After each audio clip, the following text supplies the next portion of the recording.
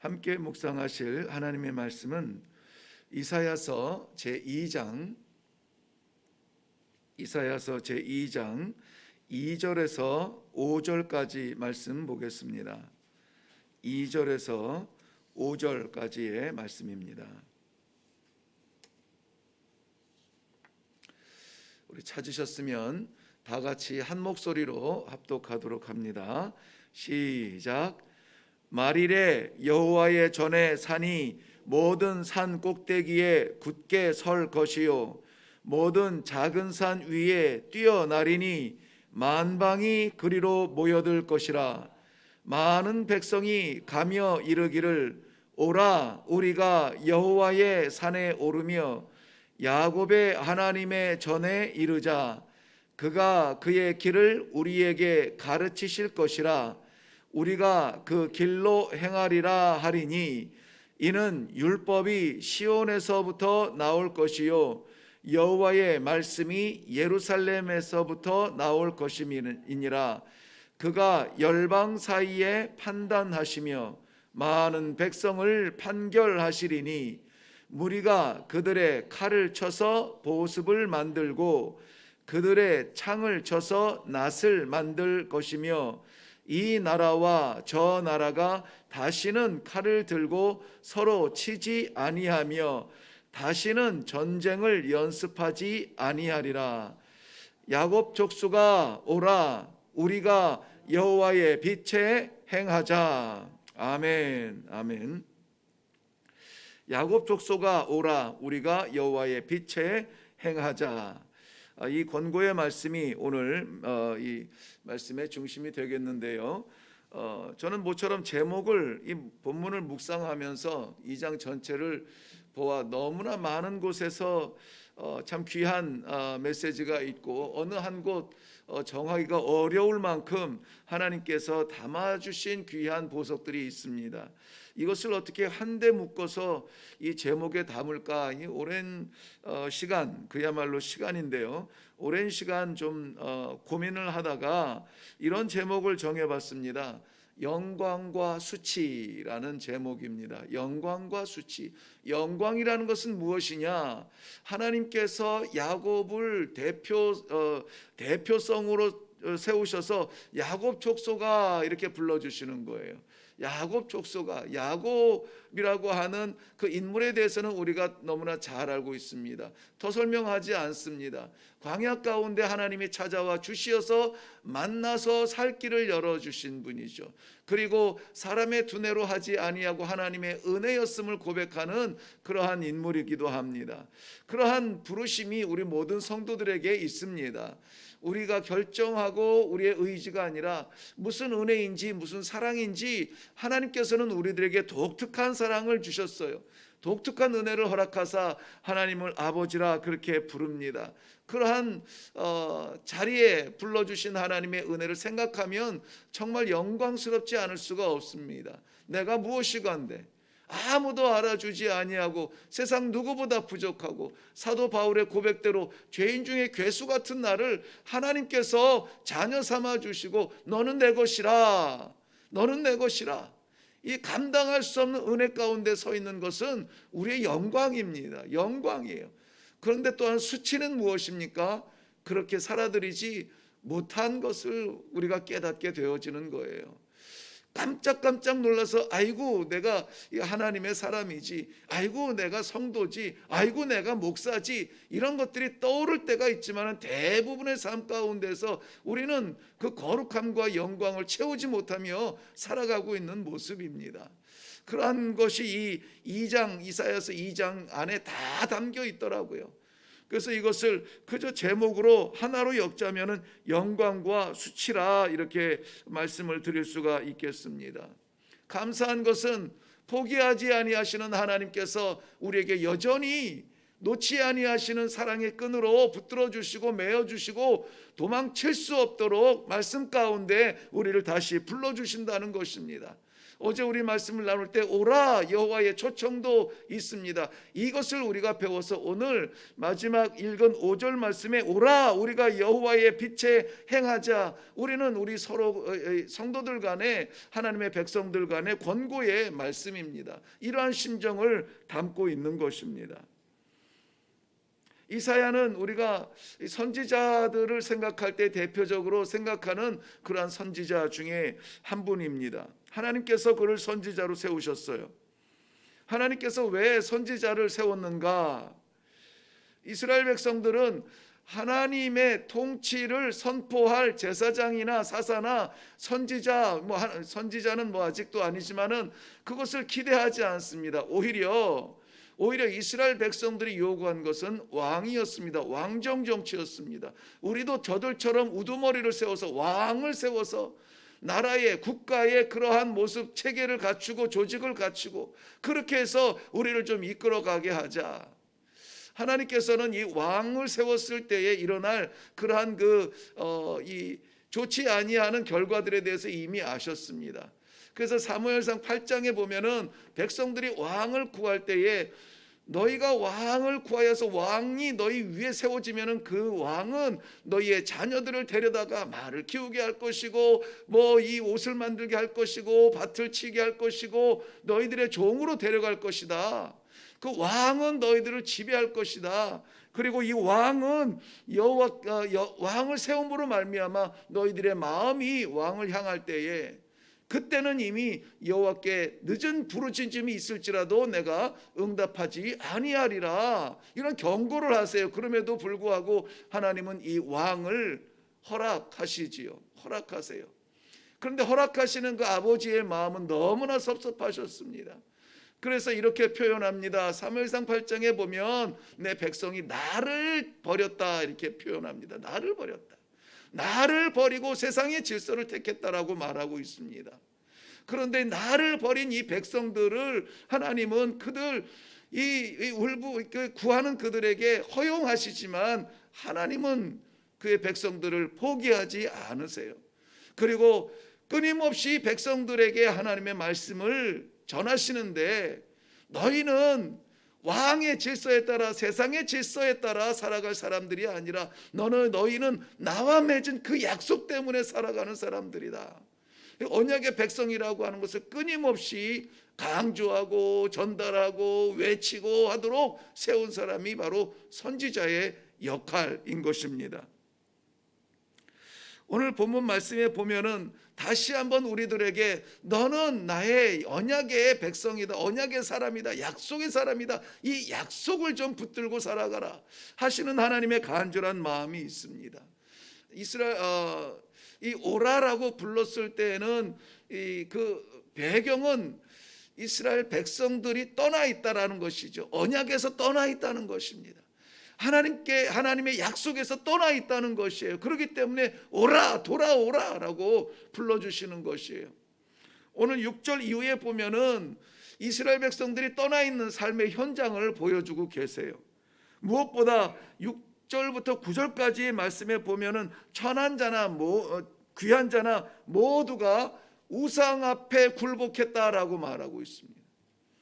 천한 자나 귀한 자나 높은 자나 낮은 자나 모두가 우상 앞에 굴복했다. 백성들의 마음에 세상 풍습이 자리 잡았다는 겁니다.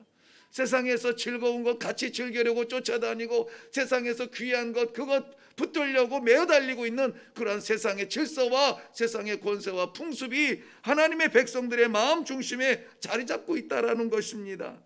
대표적인 것이 무엇이라고요? 우상을 숭배하는데 세상의 질서들을 우상이라고 한다면은 이 이스라엘 백성들은 좀 더 적극적으로 우상 앞에 나아가서 자신들의 하나님 언약을 잊어버리는 그런 수치스러운 삶을 살아요. 무엇이냐면은 미래를 점친다는 거예요.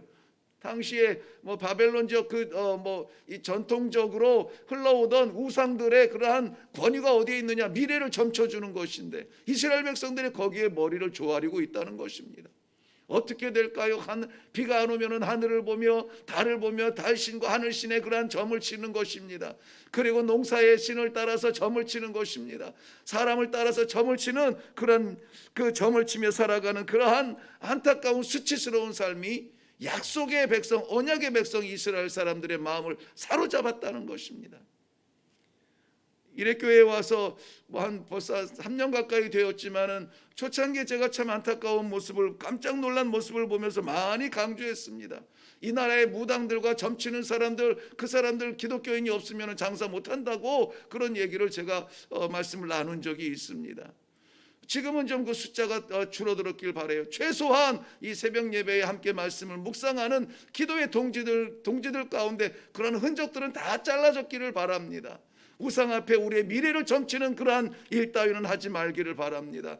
특별히 연말을 맞이하면서 또 새해를 맞이하면서 내년에는 어떤 일이 있을까? 내년에는 무슨 일로 부흥할 것인가? 내년에는 무슨 일로 대박이 날 것인가? 가야 됩니까? 말아야 됩니까? 이런 것 가지고 사람 따라다니지 말고, 우상 따라다니지 말고, 점쟁이 앞에 머리 숙이지 말고 언약 백성답게 하나님 앞에 기도하는 시간을 가지시기를 바랍니다. 이것은 하나님께서 모르시는 바가 아니에요. 그래서 출애굽하는 이스라엘 백성들에게 출애굽기 23장 3장과 34장의 말씀을 거듭 말씀하시는 것은 너희가 그 땅에 가기는 가되 그 땅의 우상들을 너희들이 흉내도 내지 말고 모양도 새기지 말고 그 앞에 절하지 말라라고 분명히 경고하고 말씀해 주셨습니다.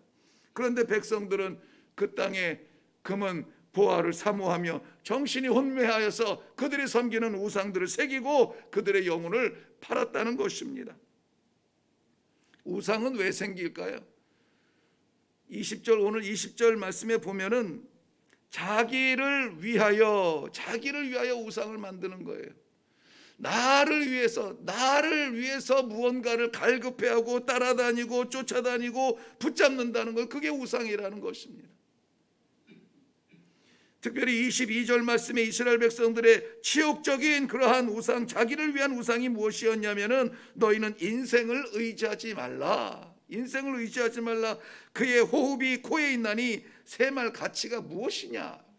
인생을 의지하지 말라는 것은 아수르를 피하기 위해서 애굽으로 이 머리를 조아린다든지 그런 이스라엘 백성들의 어리석음도 있겠지만은 인생을 의지하지 말라는 그 중심에는 누가 있습니까? 내가 있는 거예요. 내가. 우리가 무엇이가, 우린 너무나 연약하지 않습니까? 보이지도 않는 세균 때문에 지금 1년 가까이 우리 마스크를 이렇게 쓰면서 예배를 드려야 되고 사람을 만나지 못하고 교제를 하지 못하고 이런 연약한 존재들인데 이 연약한 존재를 의지하고 따라가고 이 연약한 존재들을 믿는다는 것입니다. 이러한 수치스러운 삶의 모습이 비단 오늘 이스라엘 백성들을 수치스럽게 지적하는 것이 아니라 마치 거울을 보듯이 이 시대를 살아가는 성도들, 하나님의 언약의 백성들도 이 말씀의 거울 앞에 부끄럽지 않다 말하기가 어려운 현실인 것입니다. 하나님의 백성은 그런 수치스러운 존재들이 아닙니다. 하나님의 백성은 언약 백성이에요. 언약 백성은 우리가 하나님께 요구한 것이 아니라 살아계신 천지를 지으신 하나님께서 우리에게, 그의 백성에게 허락하신 것입니다. 이 허락하신 하나님의 그 언약은 반드시 이루어질 것이고, 아니 이미 이루어졌습니다. 이미 이루어졌고 그것을 바라볼 그날을 우리는 사모하는 것입니다. 오늘 본문 1절 2절 말씀에 보면은 말일에 여호와의 전에 산이 모든 산 꼭대기에 굳게 설 것이라고 말씀하고 있습니다. 말일에, 그날을 바라보며 사는 사람이 언약 백성이에요. 언약은 지금 일어나는 것이 아니라 언약은 이루어질 것을 약속하는 것입니다. 그 이루어질 약속이 언제입니까? 그날에 우리 주 예수 그리스도께서 영광으로 다시 오실 그 재림의 날을 우리가 사모하며 바라보며 사는 사람들인 것입니다. 그날에는 여호와의 전의 산이 모든 산 위에 우뚝 설 것입니다. 유일하게 설 것이에요. 같이 견제할 것이 없는 그러한 영광 가운데 설 것입니다. 성도의 신앙은 그 사모함이 있어야 됩니다. 오늘을 살지라도 아멘 주 예수여 오시옵소서 언제라도 맞이할 수 있는 마음으로 결단하며 살아야 될 줄로 믿습니다. 그날의 영광은 시온에서 회복이 될 거라고 말씀하고 있습니다. 예루살렘에서 선포될 것이라고 말씀하고 있습니다. 시온은 우리 잘 알겠지만은 지명을 말하는 것은 아니에요. 예루살렘은 멋있게 지어진 그러한 고적의 그러한 땅의 이름이 아니라는 것입니다. 바로 하나님의 통치가 이루어지고 하나님의 언약이 이루어지는 하나님의 언약 백성 성도를 말하는 것입니다. 그 언약을 붙들고 살아가는 성도들의 공동체 교회를 말하는 것입니다. 왜 그렇습니까? 하나님의 통치가 나타나니까. 세상은 다 아니요라고 말할 때 하나님의 말씀에 예라고 하면은 고개를 끄덕이며 예라고 말할 수 있는 아멘할 수 있는 그러한 자리, 그 자리가 시온이요, 그 자리가 예루살렘인 것입니다. 사랑하는 성도 여러분, 성도는 우리 인물을 말하지 않아요. 교회는 건물을 말하지 않습니다. 성도는 하나님의 말씀에 순종하고 교회는 하나님의 말씀이 선포되어지는 그러한 현실적인 복음의 현장을 우리는 성도라 말하고 교회라 말을 하고 있습니다.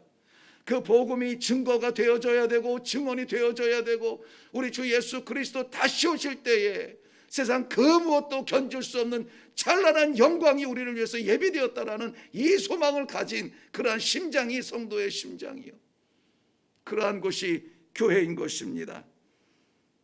그런데 참 하나님의 말씀은 피하고 싶은데 피할 수 없는 것이 있어요. 그 하나님의 통치와 그 영광의 면류관을 예비하신 주 예수 그리스도의 영광의 재림이 나타나는데 그거 우리를 위함이 아니라는 거예요. 시온과 예루살렘을 위함이 아니라는 거예요. 왜 시온에서 그것이 선포되어지며 왜 예루살렘에서 그것이 나타나야 됩니까? 2절 하반절 말씀에 보면은 만방이 그리로 모여들 것이다. 만방이라고 했는데 만방이라는 단어는 좀 익숙하지 않은 단어이고요. 똑같은 말이지만은 익숙한 단어가 열방이라는 것입니다. 모든 민족이에요. 모든 민족. 이 땅의 모든 민족이 그 영광을 바라볼 것입니다.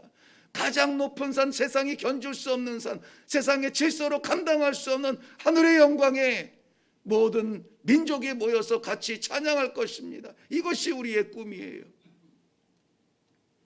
그 영광의 때에 비로소 우리는 오늘 우리 너무나 잘 아는 말씀이 있죠. 우리의 모든 번민의 칼을 쳐서 보습을 만들고 우리 분쟁의 창을 쳐서 낫을 만들게 될 때가 바로 그때라는 것입니다. 완전한 평화의 때.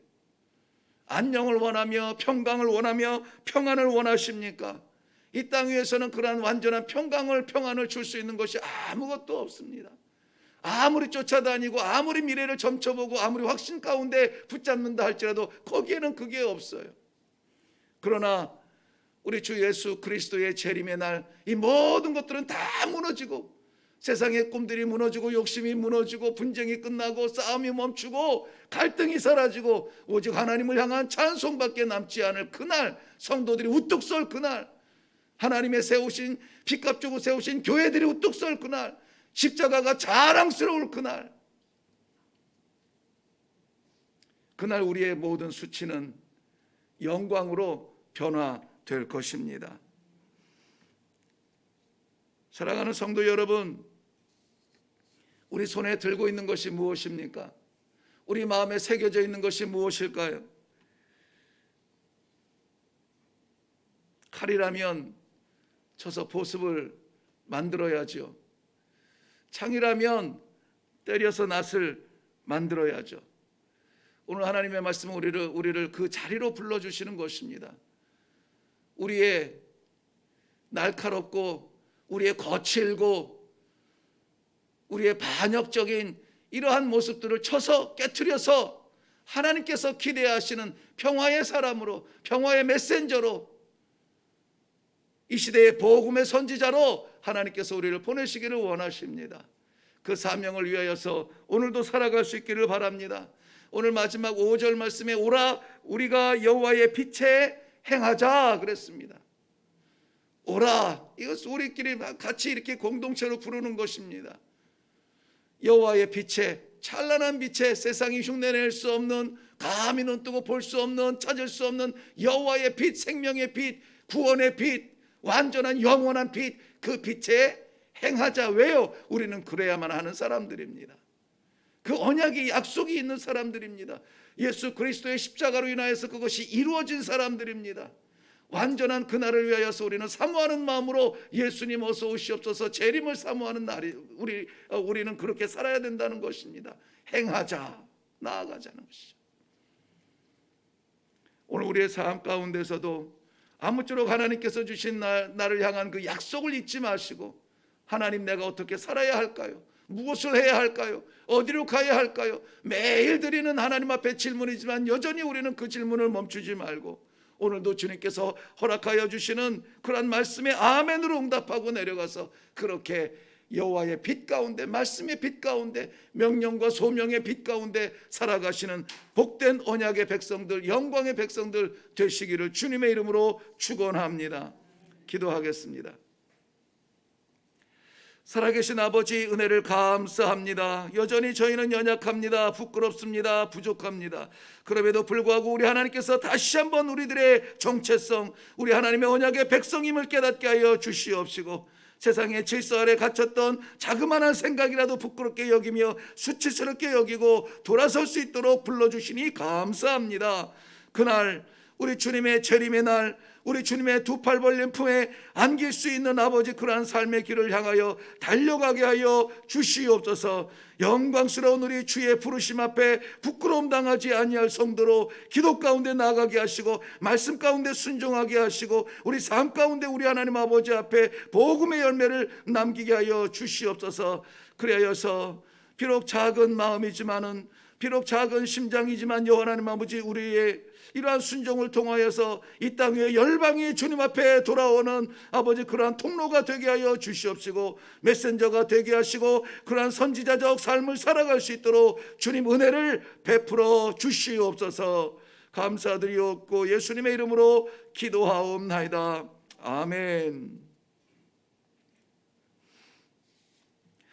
네, 우리 아침에 기도할 때 제목을 먼저 생각하시고, 영광과 수치라는 제목 속에서 하나님께서 우리를 어떻게 건지시고 어떻게 우리를 사랑하시는데 우리가 그 사랑 감당할 수 없을 만큼 수치스러운 삶을 살고 있지는 않은지, 생각에서라도 범죄하고 있지 않은지, 생각에서라도 우상에 절하지 않는지, 생각에서라도 세상 풍습 따라가고 있지 않은지, 우리의 머리끝부터 발끝까지 주님의 말씀으로 가득 차기를 원하는 간절한 마음 하나님 아시지요. 주님 붙들어 주옵소서. 그 영광 놓치지 아니하고 변질되지 아니하도록 오늘도 그 영광의 부르심에 아버지 하나님 우리를 불러 주시옵소서. 서게 하여 주시옵소서.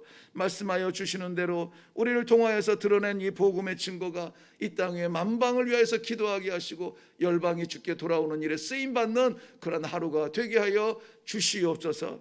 우리 거룩한 선지자적 그러한 심장을 가지고 기도하며 내려가겠습니다. 다 같이 기도하겠습니다.